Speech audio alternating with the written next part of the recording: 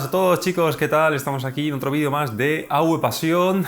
Como veis en el titular, hoy vamos a hablaros de la increíble LG OLED G4, de la cual ya está en bastantes sitios de Estados Unidos expuesta y empiezan a aparecer los primeros reviews serios, con lo cual ya tenemos una serie de datos bastante importantes y podemos darlos por bueno. Vamos a analizarlos y vamos a explicarlos en este vídeo.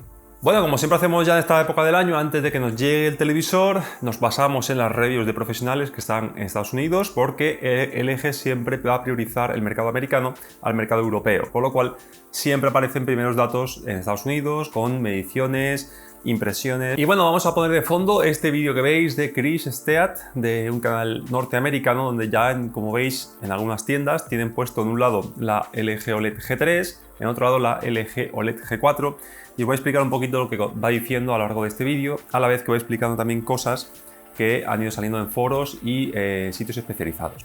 Lo que llama primero la atención a todo el mundo de la nueva G4 es el procesador. Nosotros hicimos una noticia que os dejo aquí, que se llamaba el nuevo Alpha 10, porque por aquel entonces todavía no se sabía que se llamaría Alpha 11, donde las fábricas que se encargan del procesamiento de imagen, ¿vale?, de fabricar los chips, ya avisaban de que iba a ser un chip muy potente, muy enfocado a inteligencia artificial de la de verdad, no la de marketing, sino inteligencia artificial real, con chips neuronales, y que podía ser uno de los cambios más importantes en los últimos años en los televisores de LG.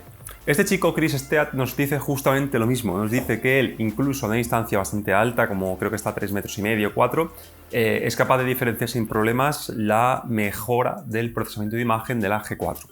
Nos habla constantemente del vídeo de que lo ve todo mucho más real, mucho más nítido, como llaman en Estados Unidos, más crisp, pero sin que parezca artificial.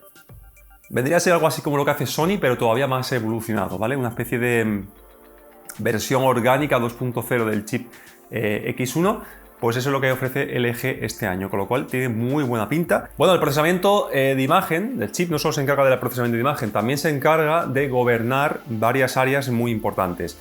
Una de ellas es el movimiento. De momento, el año pasado dieron un salto muy importante en términos de movimiento. Este año también comentan, el chico Chris Stead comenta también Classy Tech y comentan otros calibradores americanos, que el movimiento ha mejorado todavía más. Ya para mí, el año pasado, y lo dije en la G3, era igual que Sony, que para mí son las dos mejores marcas actualmente, Sony y LG en términos de movimiento. Con lo cual, si ha mejorado todavía más, ya no sé qué más pueden mejorar. Yo lo veía sencillamente perfecto. Así que bueno, otra cosa más que ha mejorado. Y luego también en el vídeo que tenéis de fondo mientras hablo, podéis ver una cosa curiosa en términos de color. No sé si os habéis fijado, pero la G4 parece constantemente más rica en color. Y aquí hay dos interpretaciones posibles, ¿vale? Porque de momento este vídeo ha salido hoy, no se sabe muy bien, porque el chico no tiene habilidades de calibración, no puede medir ni nada. ¿Por qué se produce este efecto? Hay dos teorías, voy a explicar las dos para que cada uno luego saque sus propias conclusiones. La primera es que LG ha conseguido de alguna forma sortear esa limitación que tienen los paneles WOLED, que sabéis, lo digo muy rápidamente para aquellos que no sean, aquellos que seáis nuevos en el canal. LG utiliza una tecnología de panel llamada WOLED, en la que todos los subpíxeles del panel son blancos. La luz que se emite de ellos pasa a través de un filtro rojo, verde y azul para generar los tres colores primarios, que son esos tres, y de ahí nacen los demás colores que puede mostrar. La tecnología QD-OLED, como la que tengo atrás, lo que hace es emitir luz azul y esta incide en los quantum dots rojos y verdes para generar así el rojo, verde y azul. ¿Qué pasa? En el caso del LG tenemos los tres colores por un lado y luego el blanco que pasa de forma directa para los elementos brillantes, con lo cual esos elementos brillantes no están tan saturados de color como deberían. Pierde un porcentaje de color importante.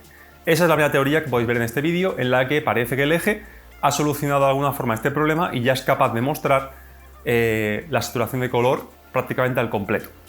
Esto también coincidiría con otra teoría que se leyó en torno a febrero, finales de enero, en la que hicimos una noticia también en AVPasión, en la que se decía que ya LG este año había conseguido llegar a ese volumen cromático que tenían, por ejemplo, las QD-OLED, no se sabía cómo, y podría coincidir con lo que estamos viendo en este vídeo, así que no es del todo descartable que sea esta opción. La segunda opción sería que básicamente LG este año con el procesador Alpha 11 satura más el color de fábrica para intentar parecer que tiene mejor color en altas luces, en HDR y demás, y que de fábrica, si vamos a un centro comercial, nos parezca que el color es como el de la QD-OLED, ¿vale? Pero en casa luego, si lo configuramos correctamente, como solemos hacer aquí con los ajustes de AVPasión o la calibramos profesionalmente, que por cierto, insisto, si alguien quiere una calibración con sonda, la puede contratar conmigo en salondigital.es, perderemos ese extra de saturación de color porque lo que estamos viendo era falso, estaba saturado de más, ¿vale? Son dos teorías que pueden ser válidas ambas, no sabemos muy bien hasta qué punto es verdad. Lo que sí sabemos es que, curiosamente, en ese vídeo que estamos viendo de fondo, aparece la película X-Men Apocalipsis, que es una de las pocas que utiliza el espacio de color BT2020 expandido, ¿vale? Que es el color más grande que puede alcanzar una película Ultra HD, y justamente en ella vemos mejoras en el color más saturado en la G4, con lo cual puede ser perfectamente que el LG este año, sin saber muy bien cómo, seguramente con su algoritmo Meta Booster 2.0, creo que este año se llama Meta Multi Booster, que cada vez le añaden más cosas, ha conseguido igualar a Samsung y su QD OLED, partiendo de una tecnología a priori inferior, como la WLED. ¿Qué podemos esperar en términos de brillo? Ya hay las primeras mediciones en varios foros, no han aparecido pantallazos. Si veis este vídeo hoy no vais a ver vídeos ni fotos donde pongan ese nivel de brillo, pero sí hay gente que ha publicado ese nivel de brillo en círculos cerrados, ¿vale? Yo estoy en algunos de ellos, por lo cual lo he podido leer, y curiosamente pasa como el año pasado. El año pasado tenemos la Samsung S95C que tengo atrás y la LG G3. La G3 daba en torno a 1400 nits calibrada más o menos y la Samsung daba 1340, 1350.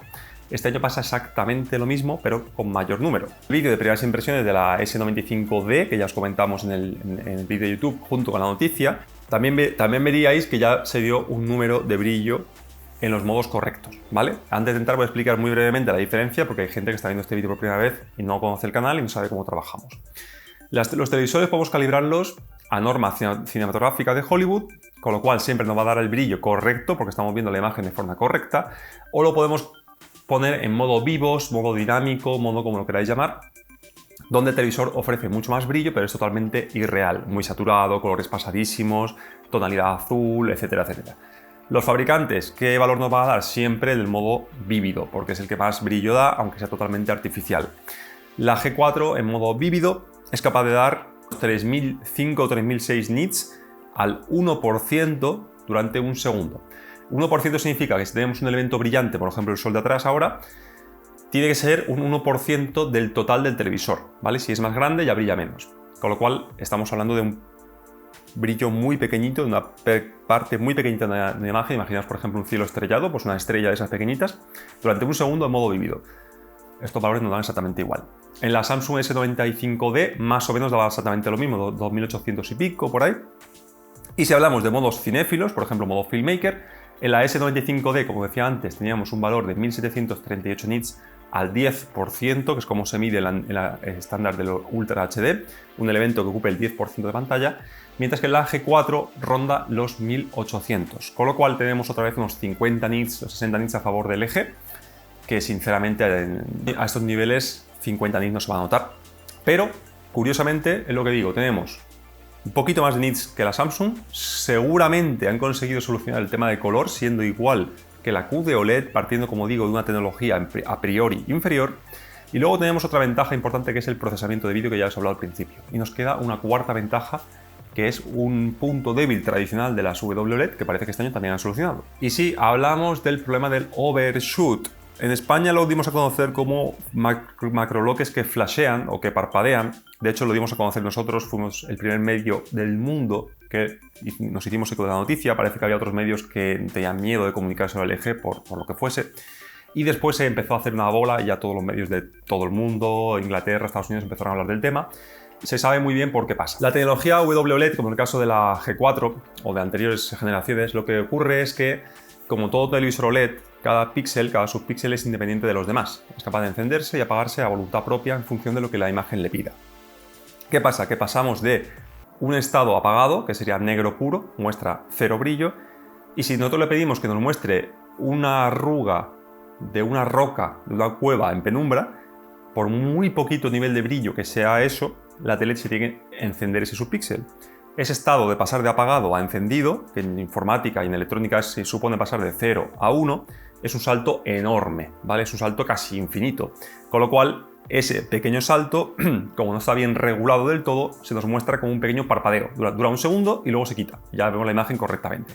En la película, que hay muchas subidas y bajadas de brillo, puede dar lugar a efectos como los que estáis viendo, donde aparecen parpadeos, aparece como una especie de tira de color blanco o contorno alrededor de las caras, de objetos, incluso movimiento, etcétera, etcétera, que es muy molesto. Esto lleva siendo así desde 2017, cuando LG cambió la estructura de sus píxeles de su panel, y por fin, después de 7 años u 8 años, ya lo han arreglado 100%. Por fin han introducido una solución por hardware, con lo cual no se puede aplicar esta corrección al resto de gamas anteriores, en la que ha solucionado por completo ese problema de overshoot. Así que de nuevo iguala a la tecnología QD OLED, que este problema no lo tiene.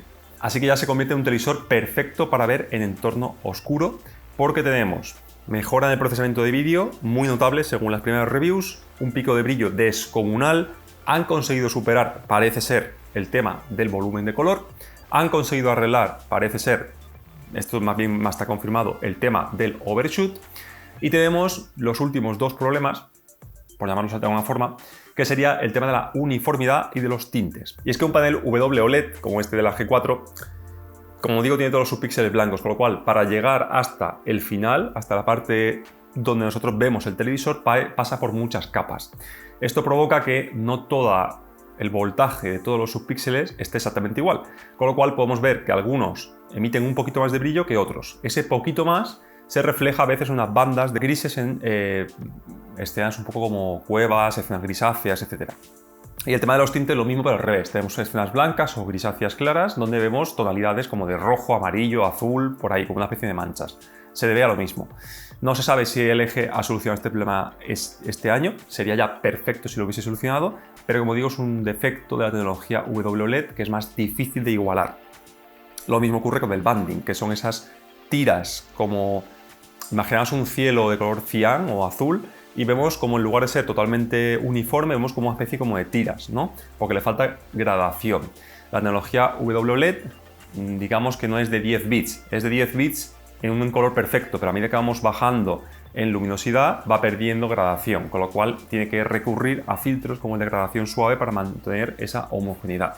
En las QD OLED eso no ocurre y tampoco sabemos si LG este año ha solucionado ese problema. Lo que sí sabemos es que el filtro de gradación suave que utiliza es muy bueno y si ha mejorado el procesamiento de vídeo como hemos explicado al principio, es muy probable que este filtro lo haya mejorado todavía más y de nuevo se iguale a la QD OLED. Concluir este vídeo, las últimas novedades que sabíamos ya de antemano es que WebOS ha mejorado bastante, va a ser un sistema operativo todavía mejor. El año pasado a mí me pareció de los mejores, como ya dije en mi review, y también sabemos que por fin también se ha igualado con la competencia con el tema de los videojuegos. Sabemos que ahora el panel es de 144 Hz siempre y cuando utilicemos por HDMI alguna consola o PC compatible. Si no, a través de las apps internas es de 120, es decir, exactamente igual que ocurre por ejemplo con la S95C. Así que como resumen, yo creo que es bastante más completo. Cuando le da una última cosa que por lo menos en Estados Unidos está confirmado, en Europa todavía no se sabe, que también se han dado cuenta que ahora la G ya no es lo mismo que la C con un soporte de pared, sino que es un modelo totalmente diferente e incluyen también la peana, ¿vale? Para montarla en un mueble sin tener que colgarla. Tenéis el mueble, el soporte de pared y el soporte de mueble incluidos. En Europa todavía, como digo, no se sabe.